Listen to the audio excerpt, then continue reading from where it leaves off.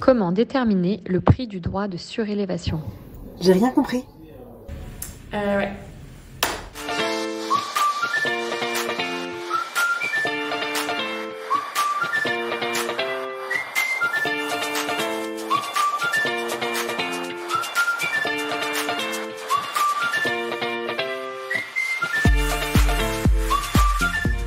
Je suis Capucine Desligneries, avocate au barreau de Paris.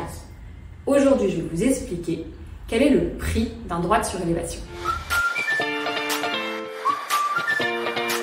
Non, et c'est un sujet que je conseille d'anticiper très rapidement, car il n'y a pas de doctrine ni chez les notaires, ni au service des impôts. Et les notaires craignent d'autant plus un contrôle du service des impôts sur le prix. Non, il n'y a pas de prix de marché et je pense avoir vu tous les prix. Le prix peut être très bas, par exemple dans une configuration où on accède au toit seulement en passant chez un copropriétaire. Inversement, un prix peut être très haut, par exemple si on décide de surélever la totalité du toit d'un bâtiment situé dans une station de ski alpine.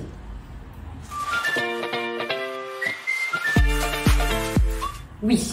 Quand on est dans une opération proche d'une promotion immobilière, on peut utiliser ce qu'on appelle le bilan promoteur. Le principe est de déterminer la valeur des futurs lots du programme à partir des prix de marché et de déduire l'ensemble des coûts.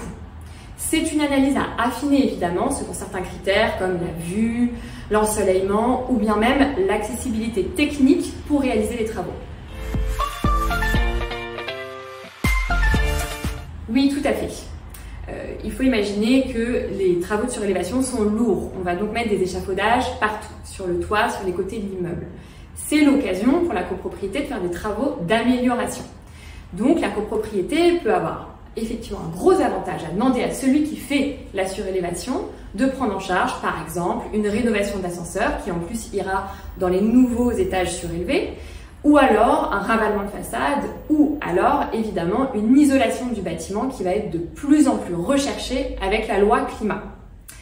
Ces obligations de faire s'intègrent alors dans le prix, le réduisent et en fait deviennent ce qu'on appelle une dation qui demande un travail de rédaction très précis avec le notaire.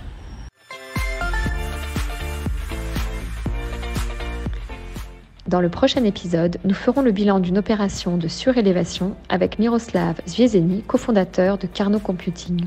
Et ben là c'est clair, j'ai tout compris. C'est la fin de l'épisode de Je vous ai compris. N'hésitez pas à partager cette vidéo ou bien à me contacter directement.